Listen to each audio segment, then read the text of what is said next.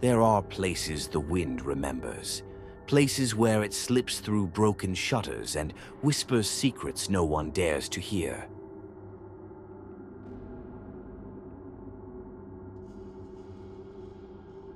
In the year 1910, a storm guided a young woman to the edge of the world, a forgotten village on the English coast, cloaked in fog and salt.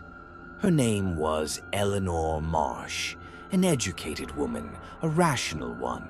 She came to Braywick to care for 2 orphaned children and perhaps escape her own silence. But Braywick is not a place one escapes to. It is a place one is called to. The villagers greeted her with quiet eyes and cautious words.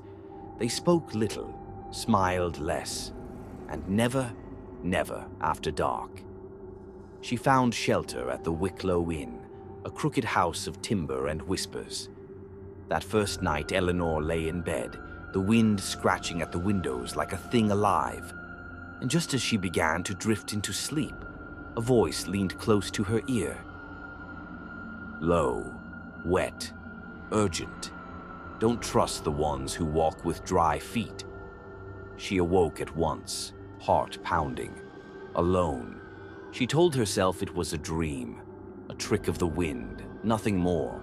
But the next morning at breakfast, a traveling apothecary spoke in hushed tones. Strangest thing, he said, staring at his tea. Heard a voice last night, whispered something and about dry feet. Their eyes met. Neither smiled. They were not alone. That week, Eleanor met others, strangers passing through, guests at the inn. All heard the same voice, the same warning. But the locals, they heard nothing. When Eleanor mentioned the whispers to the innkeeper, the woman laughed too quickly, her hands trembling as she poured tea. This village is old, she said.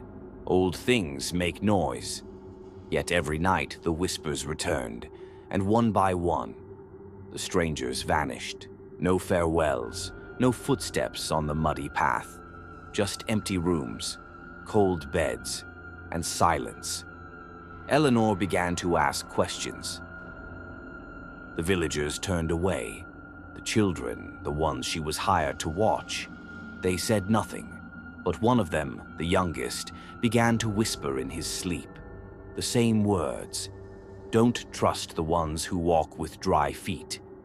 She searched the library, found nothing. She asked the children to draw their dreams. They painted a hill high and black, overlooking the sea, a place they had never seen. But Eleanor had. It was called Widow's Hill.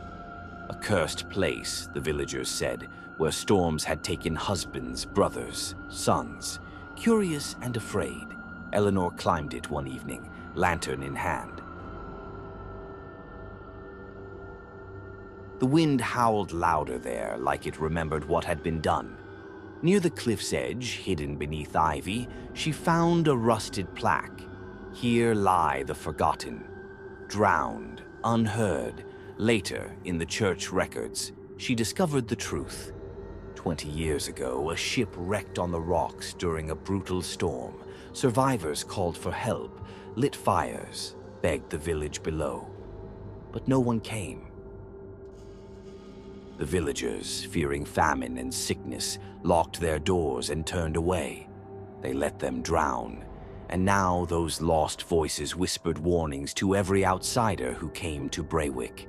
Each one heard, each one vanished, each one taken. Except Eleanor. Because one night, when the whispers returned, they didn't say the usual words. They said her name. Eleanor, come see. She followed them, barefoot in the rain, up to Widow's Hill, into the dark, and she did see. The cliff face had cracked open, inside a cavern, cold and deep, and there a lantern still burned. Beneath it, the bones of the drowned, curled in eternal sleep. She wrote it all down, every word, and then she was gone. The next morning, the innkeeper found Eleanor's diary on the bed, open to the last page. I stayed so others may leave. That night, the whispers stopped. The wind still howls at Widow's Hill, but now it tells no secrets, because some voices do not warn. They wait,